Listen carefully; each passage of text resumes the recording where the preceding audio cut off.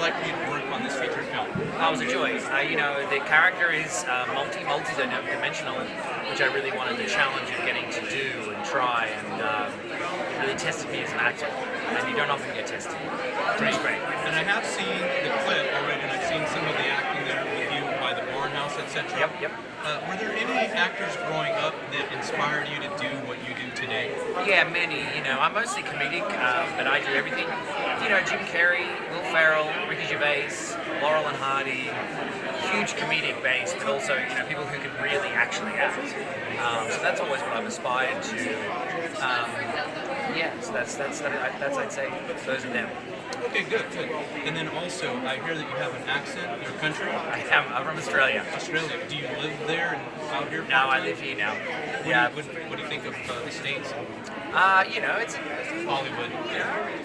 I've lived in the States for basically my entire adult life, and I love America, and I want to see the best for it. But yeah, I love living in Los Angeles. It's always sunny. Good. Yeah, that's true. Well, with respect to Follow Her, is there anything you would like to tell our network with respect to what it means to be on this project, and theme that's important for you to share and put out there that you already have? This movie is very right now and very important. For many reasons, but mostly we have to think about the role that social media is playing in everybody's life day to day. There is not a person that I know who's on their phone less than 7 hours a day on social media. And what are they doing? And what are they playing into? And what are they scrolling? And what are they thinking about? And are they being responsible with social media? And then if they're not being responsible with social media, who's coming to get them if they're not? There's a lot to think about. This movie really pushes that into it. Great. And I did see that there's some awards and accolades already with this picture. So, with that being said, again, the movie is called Follow Her, and this is the main actor, Mr. Luke Cook, and I want to thank you for your time. Thanks so much, Raymond. You better see it. You better see the movie. There you go.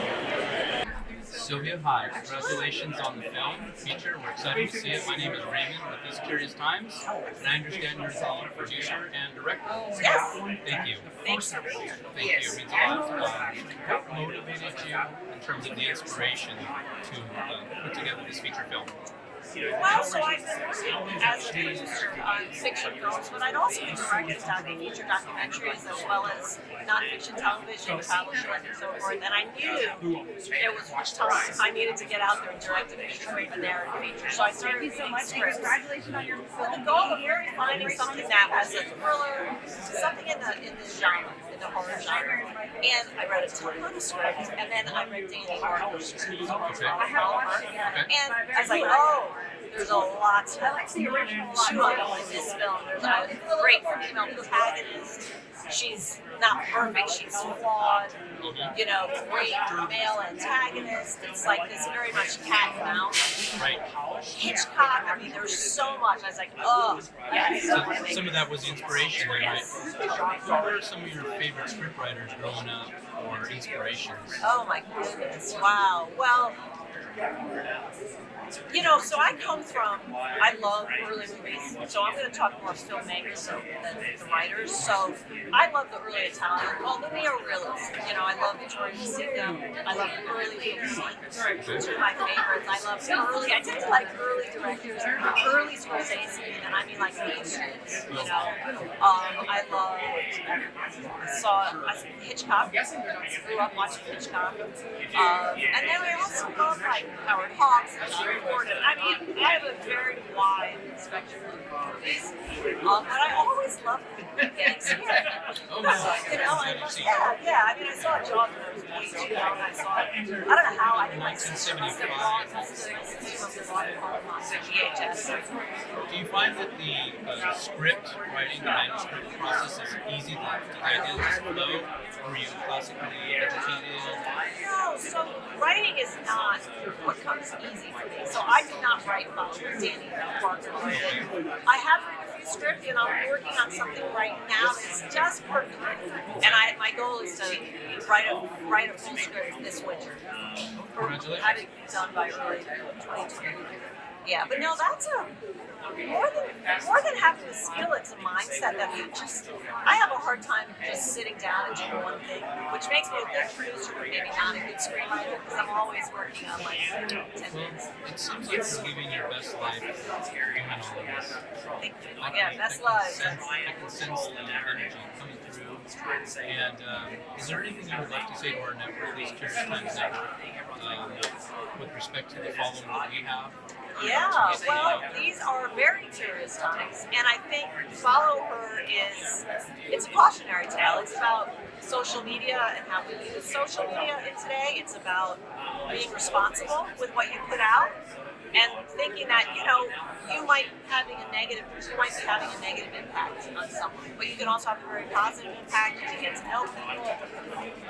And you also have to be careful who you trust online. Yeah, I did see the small clip. Yeah. Congratulations. I've seen that there's some awards that have been accolades with it. And it does look very press continue. Yes. It looks really exciting to turn the page. Yes. And I was commenting earlier, the 4K, 6K cinematography. Yeah. Stellar work. Yeah, well, Luke Geisbuehler, brilliantly talented DP. He shot, for instance, both Borat movies. He works with Sacha Baron Cohen. He did a film called Match with Patrick Stewart.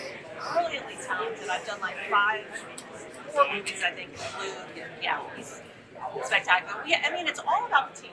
I brought on a producer I worked with for 6-7 years, Michael and Jay, so I could, while we were filming, not worry too much about those things. I'm like, I got Michael, I don't have to worry, I can focus on this stuff. Then Alexander's our editor, he did a brilliant job. Alexander's our composer, it's all about your team, and I'm definitely a collaborator. And you filmed here in the local Hollywood area? No, we filmed in New York. In New York? In New York. So we filmed in the Hudson Valley up by Woodstock, Saugerties, and in Brooklyn, Staten Island.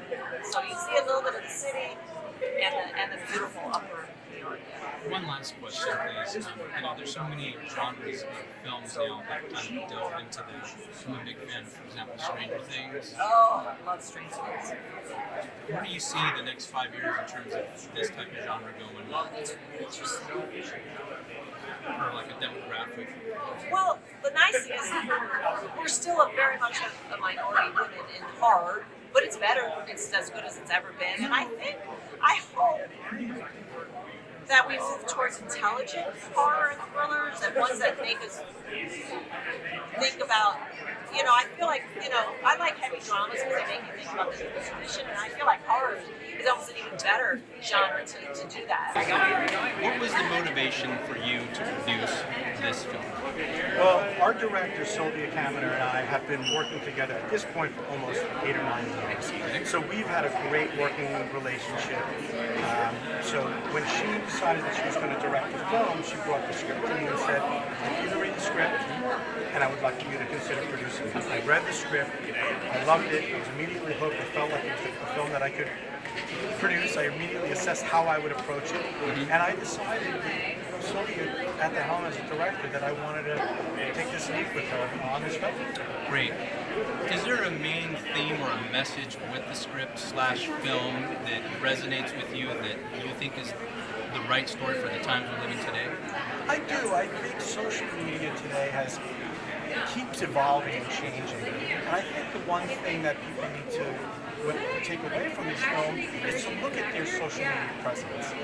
Who they project to be versus who they really are. And also what content interests them. A lot of people like watching questionable content because it's seeing people suffer and things like that. What does that say about them? So I think the message of the film about evaluating that is really interesting. Great. And who are some of the folks that influenced you growing up in this genre and what you do as a producer? I mean, I'm a fan of cinema. Not only horror, but science fiction, comedy, drama. I love cinema. I'm a student of cinema. So my earliest memory is my parents took me to see the original Star Wars movie in 1977 at a drive-in movie theater, and I sort of was hooked. And ever since then, I've always studied cinema. So I would say the great directors and the great films really influenced me. When I started getting into the film industry, I never knew I was going to be a producer, and I just sort of fell into it. I kind of felt like, hey, I can do this. I'm doing this pretty well. You're living your best life. Congratulations. Last thing, is there anything you would like to tell our audience network with respect to this film and or yourself? Please. I think that if you have a chance to watch Follower, you should definitely check it out. It is a fast-paced film. It'll make you think. It's not a horror with blood and guts. It's a psychological thriller that I think will keep the audience guessing. It's received a lot of great press. It's got some awards. They've won 11 festival awards to date. Filmmakers like it, fans like it. So I think the audiences would love it. We made this with a specific intention for a wide audience to enjoy. I mean, quite honestly. What drew you to this? What motivated you? What was it about this? Such a loaded question. There's so much that goes into it, I think, as a writer, and we pull influences from everywhere, from every aspect of our life, from other people's lives. I had a hidden camera series where I would go out and film crisis jobs, and I would blur people's faces, and that definitely added a very interesting element to my life. That definitely plays an influence in this film. And then I really set out to write something that was 2 characters in 1 location, something that was low budget, that we could ideally shoot for $100 grand or less. You know, you mentioned low budget. I was speaking to Luke earlier and saying that the cinematography and the quality, I think the 6K is just amazing. Where did the thoughts and inspirations come from, or is it like what you said, what you were doing earlier, which just inspired you to write a script? What's the main theme and message you would like to put out for those that watch this movie? I think the main message is something that I honestly still battle with daily, which is time management around social media and how much do we give to it and how important is it. And this idea of chasing fame and going too far. I think that is something really interesting to me. I watched a lot of YouTubers go through that and people of different, star status where they've crossed the line of going too far and this idea of redemption and the consequences that exist around that.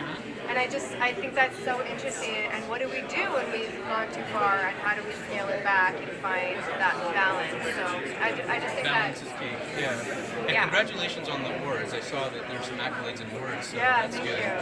Last question. Is there anything you'd like to tell our audience with respect to yourself and or the passion that you have in wanting others to see this film? Oh, sure. I'm very proud of this film. I think it turned out beautifully. I think the performances are really great. Of course, I can say that because I'm in the film. But no, honestly, Luke Cook is tremendous in it, and everyone came together and really pulled their weight on this project. And we've all worked really, really hard. And I think at the end of the day, we're very proud of what we're doing. Danny, thank you so much. I really appreciate your time. My name is Raymond. Yeah, nice to meet you. Likewise. Thank you. Thank you. My name is Luke Cook. Stay curious.